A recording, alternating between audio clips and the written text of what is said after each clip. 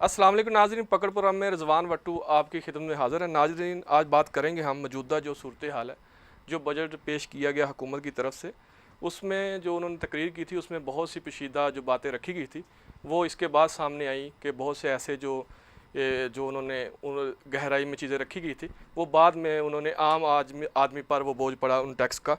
तो वो जो टैक्स लगाए गए हैं रियल स्टेट इंडस्ट्री पर लगाए गए हैं, इसके अलावा और भी जो है बहुत से ज़रात पर भी उन्होंने टैक्स लगाए गए हैं। इसी पे आज हम बात करेंगे। हमारे साथ मौजूद हैं Rana Mohammad Akram, vice president federation of realtor.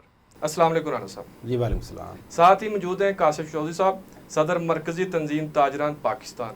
अस्सलाम वालेकुम। वालेकुम अस्सलाम व रहमतुल्लाह। कासिफ चौधरी साहब, पहले मैं गुफ्तगू का आगाज़ आपसे करता हूँ कि जिस तरह अभी बजट में जो ऐसे टैक्स लागू किए गए हैं, क्या आप समझते नहीं हैं कि वो आम आदमी की ज़िंदगी पे एक बहुत अहम रोल अदा कर रहे होते हैं और असरात भी उस पर आम आदमी से ज़्यादा पड़ेंगे? बिस्मिल्लाहिर्रहमानिर्रहीम। मैं ये समझता हूँ कि मौजूदा हुकूमत का ये पेश करदा बजट भी एक रिवायती बजट है। जिस तरह गुज़िश्ता कई सालों से IMF की हिदायत के ऊपर FATF की पाबंदियों की रोशनी के अंदर और आलमी मालियाती इदारों की हिदायत के मुताबिक बजट बनाए जाते हैं, ये भी उसी का एक तसलसल है। कौम ये तवक्को कर रही थी कि जिस तरीके से APDM ने और बिलखसूस मुस्लिम लीग नून ने जो दावा किया कि वो इमरान ख़ान की रजीम से इस मुल्क को उसकी हुकूमत को ख़त्म करते हुए इस मुल्क के माशी मसाइल को हल करेंगे, और इस दावे के ऊपर उस हुकूमत को ख़त्म किया गया और फिर APDM की हुकूमत आई, तो तवक्को ये थी कि ये ऐसा बजट लेके आएंगे कि जो ताजर दोस्त होगा, जो सरमाया दोस्त होगा और जो अवाम दोस्त होगा। लेकिन अगर आप तीनों हवालों से देखें तो मैं समझता हूँ कि इस बजट के अंदर बज़ाहिर तो खुशनुमा तकरीर कौमी असम्बली के अंदर की गई, एक वादे और दावे भी किए गए, लेकिन अमली तौर पे जो इक़दाम किए गए हैं, मैं समझता हूँ उसके नतीजे में मुल्क में महंगाई का एक नया तूफ़ान आएगा। पेट्रोलियम मसनूआत की, बिजली की, गैस की, अशियाए खुर्दोनोश की कीमतें और बढ़ेंगी और उसके नतीजे में आम आदमी की ज़िंदगी पर उसका बोझ मज़ीद बढ़ेगा। और आम आदमी की जो पहले ही मुश्किलात का शिकार है, जो पहले ही इस वक्त बिजली गैस के बिलों को अफोर्ड नहीं कर सकता, जो पहले ही पेट्रोल की कीमतों को अफोर्ड नहीं कर सकता, अशिया खुर्दोनोश जिसके अंदर घी, चीनी, दालें, चावल, बुनियादी अशिया शामिल हैं, उसके लिए अपना किचन चलाना मुश्किल हो चुका है। मैं समझता हूँ उसके लिए अपनी ज़िंदगी के ताने बाने को कायम रखना मुश्किल हो जाएगा। जी राना साहब, मैं आपकी तरफ आता हूँ। जो मौजूदा बजट है पाकिस्तान रियल एस्टेट कारोबार में किस हद तक मुतासर कर रहा है?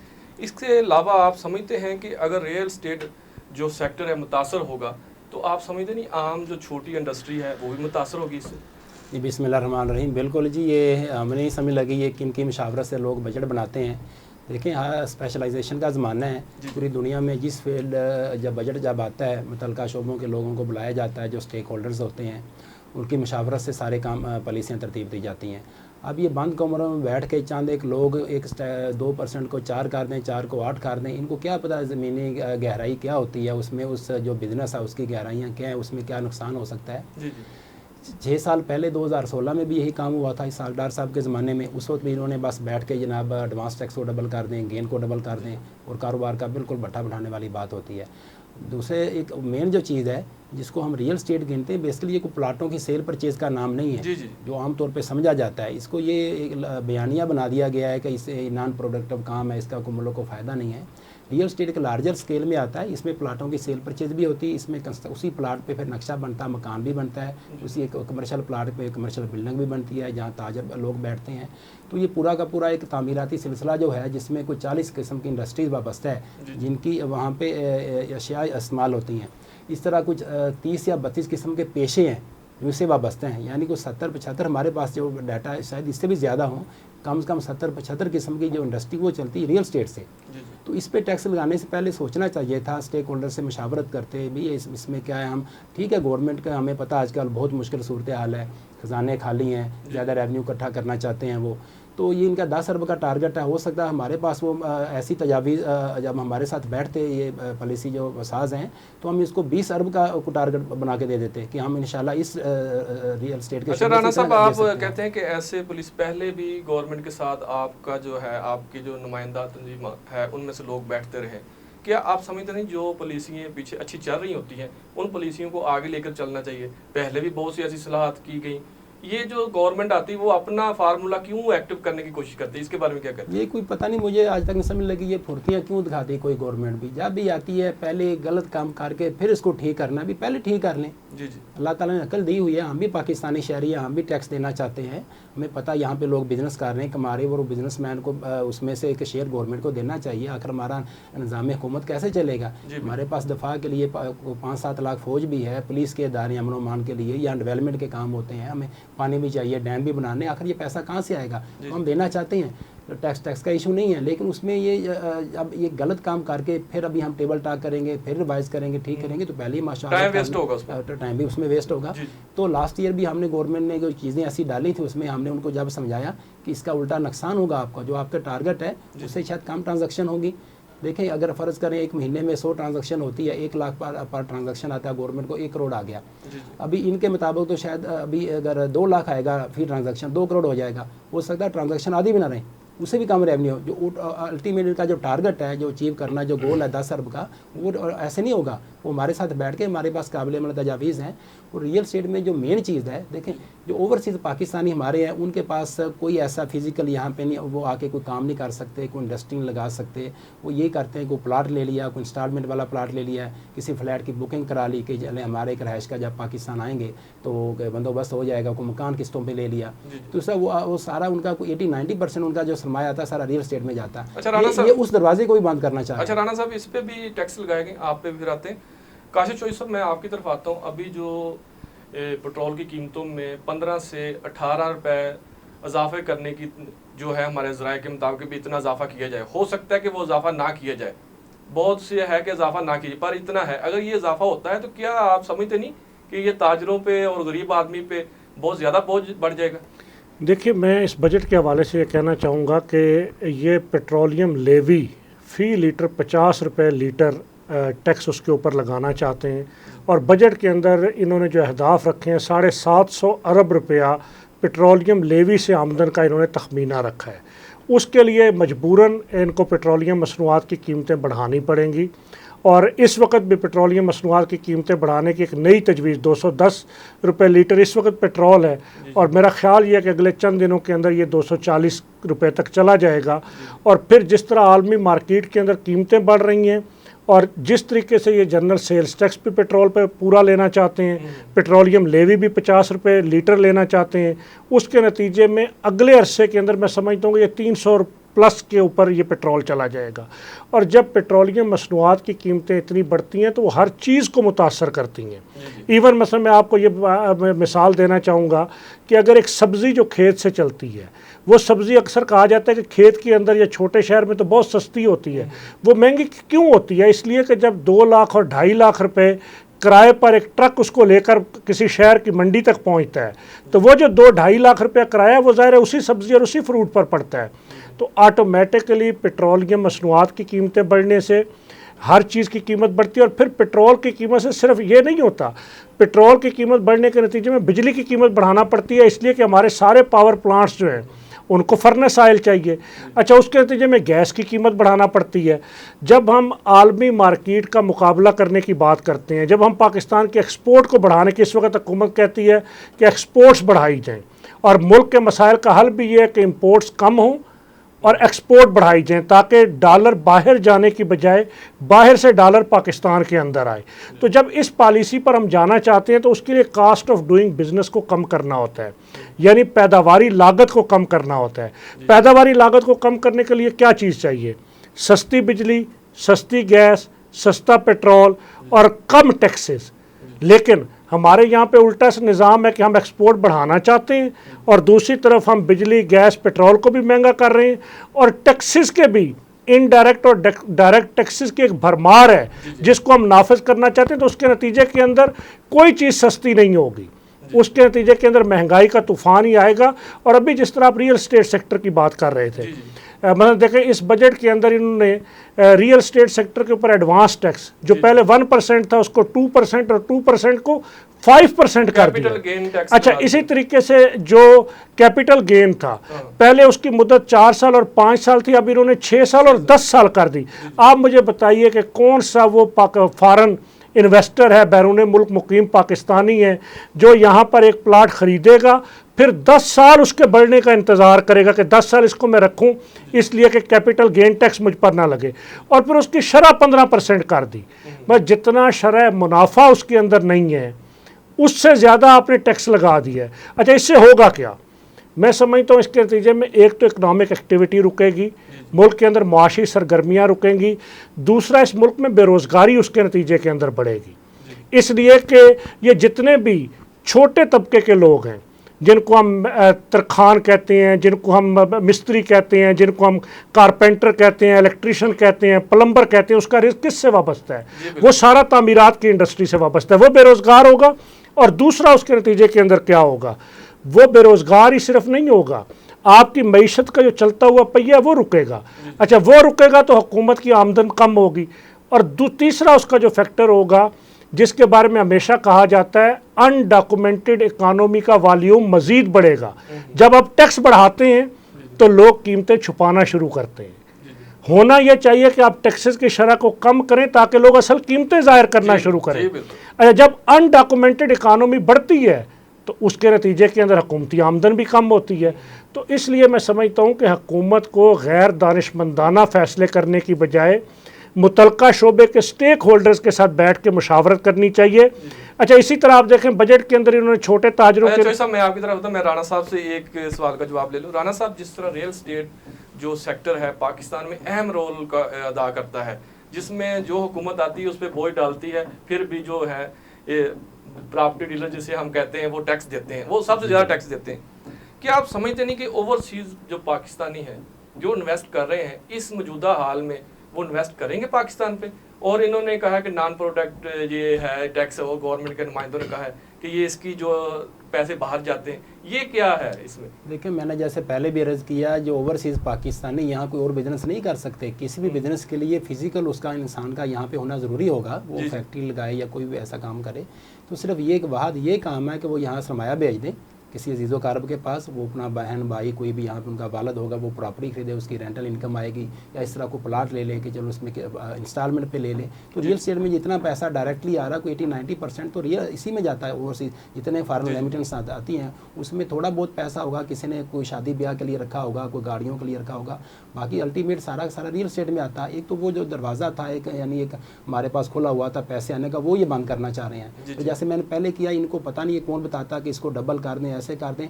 बेसिकली टेक्निकल बात ये है, ये जो एडवांस टैक्स है 236 जो के है, इसी तरह 236C जो है, जो सेलर देता है, जो गेन टैक्स का एडवांस देता है, ये दोनों एडजस्टेबल हैं। या तो इनको उसमें बेनिफिट हो, ये एंड ऑफ द डे क्या होगा, जब कोई बंदा रिटर्न फाइल करेगा वो वापस क्लेम कर लेगा। अगर ज़्यादा चला भी गया, पहली बात ये ज़्यादा क्यों ले रहे हैं वक्ती तौर पे ना, ज़्यादा चला गया वापस, इनको तो आया था कुछ नहीं, तो ऐसे टैक्सेस लगाएं जिसको जो बाकी इनके पास आएँ, जो FBR को जिसका फ़ायदा हो, ये तो वापस होने वाले हैं।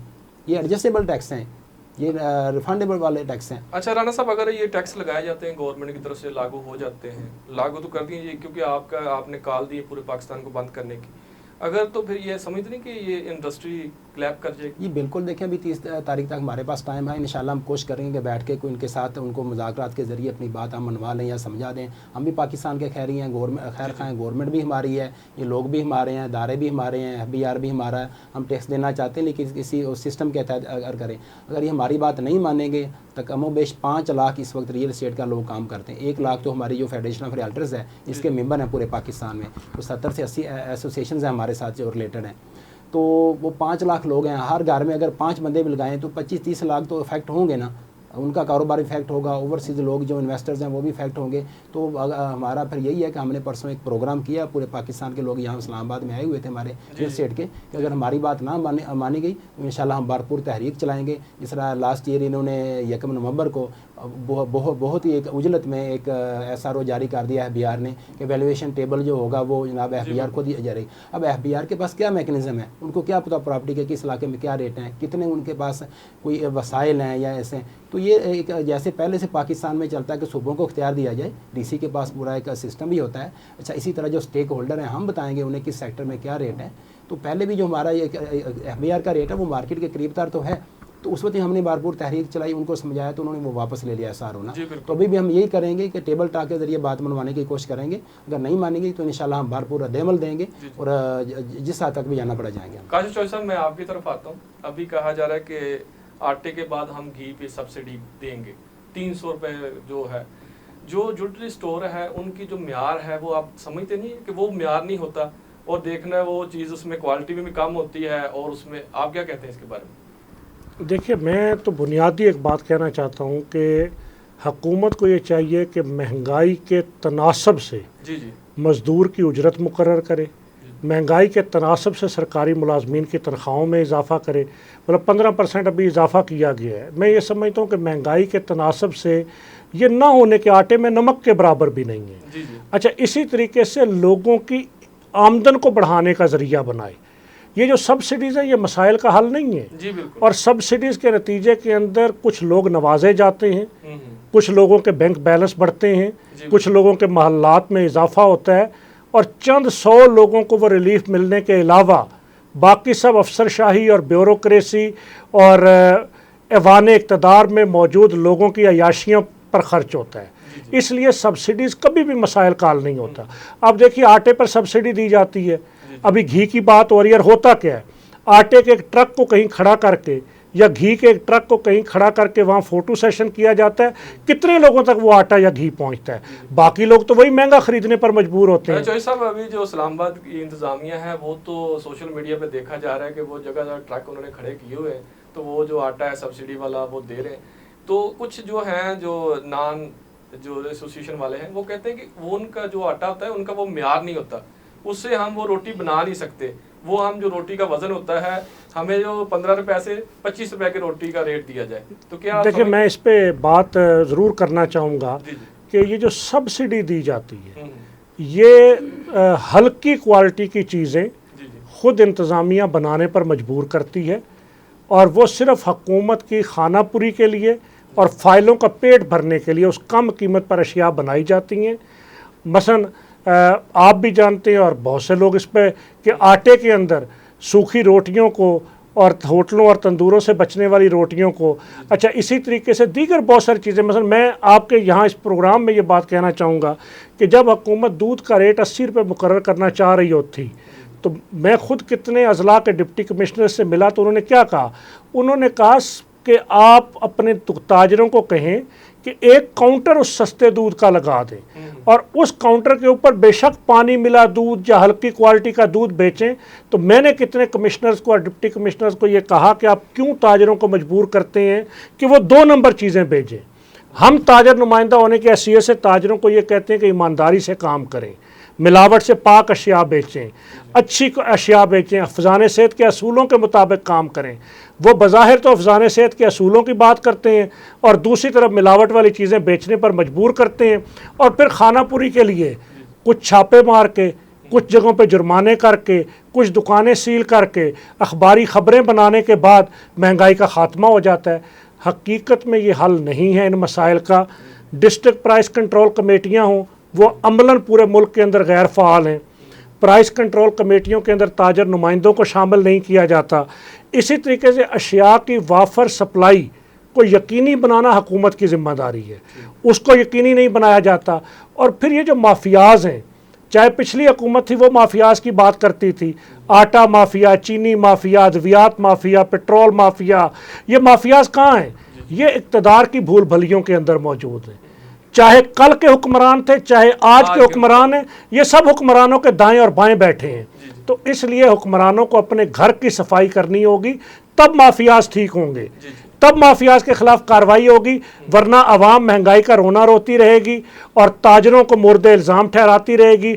और मैं जिस पाकिस्तान के 60 लाख ताजरों की नुमाइंदगी करता हूँ, वो ताजर एक जायज़ शरह मुनाफा से अपना माल बेचते रहेंगे, लेकिन इल्ज़ामात भी सुनते रहेंगे। तो इसलिए इस सारे सिस्टम को दुरुस्त करने की ज़रूरत है, और उसके लिए पाकिस्तान का ताजर हुकूमत के साथ तावन के लिए, इदारों के निज़ाम को दुरुस्त करने के लिए हर वक्त तैयार है। जी, मैं राणा साहब आपकी तरफ आता हूँ। जिस तरह अभी रियल एस्टेट सेक्टर पर जो टैक्स लगाए गए, इसके अलावा बिल्डर और जो बिल्डिंग बना रहे थे रेंटर, ये तो उन पे जो बिल्डिंग बना रहे थे 1 करोड़ रुपये खर्चा आ रहा था, अगर हम समझते कि 5 मरले पे, अब उनका दुगना हो गया। रेट वही है जो मालिक जिनके साथ एग्रीमेंट हुआ वो कहता है कि रेट उसी रेट पे आप काम करें। तो क्या आप समझते नहीं ये मसाइल मजीद बढ़ेंगे? अगर इसको उस हिसाब से कंट्रोल ना किया गया। जी बिल्कुल, देखिए ये सिर्फ रियल स्टेट का मसला नहीं, जो भी इन्होंने एक तो टैक्सेस की बात हो रही है, जो कंस्ट्रक्शन कास्ट कहाँ पे पहुँच गई। जैसे आपने कहा कि चलें डबल नहीं हुई, तो अगर 1 करोड़ की चीज़ पिछले साल बनती थी, अभी 2 में तो 160-70 तो कम से कम होगा। तो आम आदमी के वसाइल तो नहीं बढ़ रहे, कि उसकी परचेजिंग पावर तो नहीं बढ़ रही। कितने पाकिस्तान में बिजनेस हैं, कहाँ से लोग पैसा लाएँ। और घर ऐसी चीज़ है, रोटी कपड़ा जो मकान 3 बुनियादी इंसान की ज़रूरतों में से है, ये हर इंसान की ज़रूरत है। जो छत होती है वो चाहे अपार्टमेंट हो चाहे छोटा मकान हो, तो इसको गवर्नमेंट को इसका भी कोई रेगुलेटर होना चाहिए। जिस तरह आटे का रेट गवर्नमेंट तय करती है, चीनी का गवर्नमेंट तय करती है, तो ये सरिये का और सीमेंट का क्यों नहीं तय करती। ये क्यों हमने खुला माफियाज को छोड़ दी हुई। फ़र्ज़ करें वो 1000 रुपये की बोरी थी, आज 1200 की मैं मजबूर हूँ 1200 लेने पे। इसका मतलब कल वो 1500 करेगी, मैं 1500 पे लूँगा। तो स्टेट किस चीज़ का नाम है? अच्छा राणा साहब, ये आम आदमी की बात बिल्कुल तामीराती जो सामान है इसको काम करना चाहिए। होता देखें ये है सर कि जो पिछले साल जिन लोगों ने एग्रीमेंट किए थे कि हम ये बिल्डिंग बनाएंगे, अपार्टमेंट बनाएंगे, कमर्शियल बनाएंगे, जो भी, अब उन्होंने उस रेट पे वो चीज़ें फ़रोख्त कर दी, एडवांस ले लिया है, इंस्टॉलमेंट का प्लान दे दिया 3 साल का। अभी जो ये कंस्ट्रक्शन कास्ट बढ़ी है, अभी तो उनका प्रॉफिट तो कहाँ गया, अभी उल्टा जेब से डालना पड़ेगा उन्हें। तो उनको कौन सब्सिडी देगा भाई? इनको सारे सिस्टम को गवर्नमेंट को देखना चाहिए। अगर स्टेट के इस चीज़ का नाम है, गवर्नमेंट किस लिए होती है? इसलिए होती है सारी चीज़ों को संभाले, एक मफाद आमा का काम उसको करने के। एक बात मैं और करना चाहूँगा, लेकिन ये रियल स्टेट बार बार इसमें बारे में कहा जाता है नॉन प्रोडक्टिव काम है, ये टैक्स का मसला। हम खुद कहते हैं, गवर्नमेंट को ये दावा देते हैं कि आप इसको रेगुलेट करें, रियल स्टेट रेगुलेटरी अथॉरिटी बनाएं। वहाँ पूरे पाकिस्तान के रियल्टर्स हमारे साथ जो 5-6 लाख लोग हैं, हम उनको रजिस्टर्ड करवाएंगे, उनको लाइसेंस दें। हर बंदा टैक्स नेट में आएगा। अभी कम लोग भी देते हैं, वो खुद ब खुद साहब के साहब आएंगे। लेकिन उसमें दूसरी चीज़ क्या होगी, हमारे जो सर्विस चार्जेस हैं उसका हमारा तहफ़्फ़ुज़ हो जाएगा। वो जब भी कोई ट्रांजेक्शन हो, चाहे वो CDA में हो, चाहे LDA में हो, चाहे DHA में हो, चाहे बहरिया किसी प्राइवेट सोसाइटी में रजिस्ट्री के टाइम, जब तक रियल स्टेट की जो एडवाइज़र होगा, वहाँ पे एजेंट होगा जो जिसके ज़रिए ट्रांसफ़र हो रही है, उसकी कमीशन का पे साथ बना और लगा होना चाहिए। वो ना मिले तो ट्रांसफ़र ना गिनी जाए। तो हमारे राइट्स का भी तहफ़्फ़ुज़ होना चाहिए। हम टैक्स देने, तो हम 5-6 लाख हम खुद गवर्नमेंट को खुद टैक्स पे देना चाहते हैं। अच्छा, इसमें तामीरी सनत के बारे में एक बात, सिर्फ एक जुमला कहना चाहूँगा कि पाकिस्तान पहले ही घरों की कमी का शिकार है। पाकिस्तान की सारी आबादी को इस वक्त छत मैसर नहीं है, और तामीराती शोबे के अंदर इतनी महंगाई से इस वक्त कम से कम 50% महंगाई बढ़ चुकी है। चाहे वो आप सरिया 1 लाख से 2.25 लाख पे जा चुका है। इसी तरीके से आप जितनी भी सीमेंट, रेत, बजरी, टाइल, बिजली का सामान, सैनिटरी का सामान, इससे एक आम आदमी के लिए अपना सर छुपाने के लिए घर बनाना नामुमकिन हो जाएगा। इसलिए हुकूमत को इसके ऊपर गौर करना चाहिए कि कैसे तामीराती लागत को कम किया जाए और कैसे इस मुल्क के रहने वाले हर ख़ानदान को छत मुहैया की जाए ताकि वो बाइज़्ज़त ज़िंदगी गुजार सके। राणा साहब, मैं प्रोग्राम के लास्ट में यही जो सवाल है कि आम आदमी का अब जो घर बनाने का ख्वाब है, क्या आप समझते हैं पूरा हो सकेगा? देखिए, पिछली गवर्नमेंट ने एक काम बहुत अच्छा किया था, जो मेरे ख्याल में फ़र्स्ट टाइम हुआ था पाकिस्तान में, कि नया Pakistan housing and development authority के ज़रिए उन्होंने जनरल अनवर अली हैदर साहब जो उसके चेयरमैन थे, हमारी 12 मुलाकातें उनके साथ हुई हैं। बड़ा अच्छा मैकेनिज़्म था। उन्होंने कहा था कुछ 3 मिलियन के अंडर ना इसमें कोई घर बनाएं, इन्वेस्टर्स गवर्नमेंट भी बनाएगी, हम भी करेंगे, उसको हम फाइनेंसिंग करवा के देंगे बैंकों से।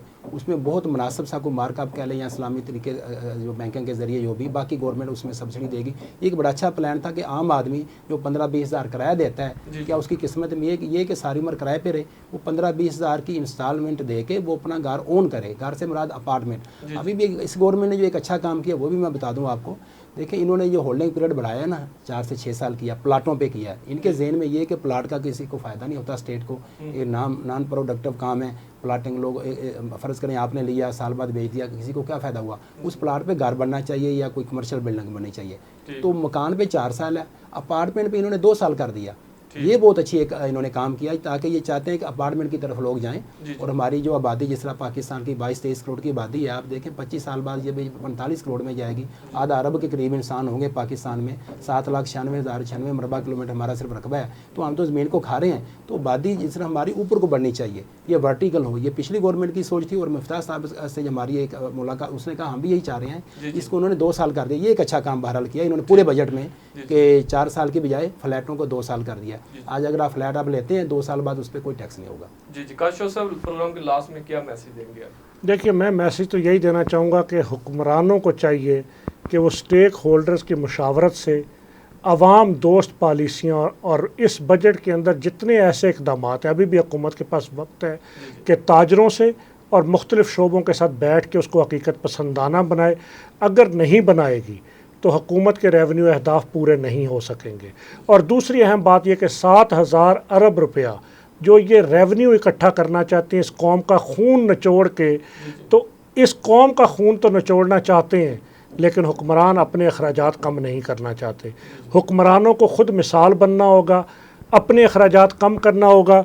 हुक्मरान अपने अखराजात कम करें, ऐवान सदर से लेकर गवर्नर हाउसेज़ और वज़ीर आला हाउसेज़ और वज़रा तक के अखराजात कम करें, और गैर तरक्याती गैर पैदावारी अखराजात उनको कम किया जाए, और उसके बाद हकीकत पसंदाना किस्म के उमरा पे टैक्स लगाए जाएँ और गरीबों की फलाह पर ख़र्च किए जाएँ, तो तब इस मुल्क का मसला हल होगा। और तीसरी अहम बात ये कि हुकूमत के इस बजट के अंदर IMF से और इस कर्ज से छुटकारा हासिल करने का कोई रोड मैप नज़र नहीं आता। वफाकी शरई अदालत ने भी ये फ़ैसला दिया कि बतदरीज सूद ख़त्म किया जाएगा। तो हुकूमत को चाहिए कि इस बजट के अंदर एक रोड मैप दे कि अगले 5 साल में कैसे ये मुल्क अपने कदमों पर खड़ा होगा, और उसके लिए पाकिस्तानी कौम और पाकिस्तान का ताजर हर तरह का बगैर किसी उसके तावन करने के लिए तैयार हुकूमत के साथ सपोर्ट करने को तैयार है। बहुत शुक्रिया काशिफ साहब, राना अकरम साहब, बहुत शुक्रिया जी। नाज़रीन, आज का प्रोग्राम आपने देखा। आज के प्रोग्राम से रिजवान वट्टू को इजाज़त दें। अल्लाह हाफ़िज़।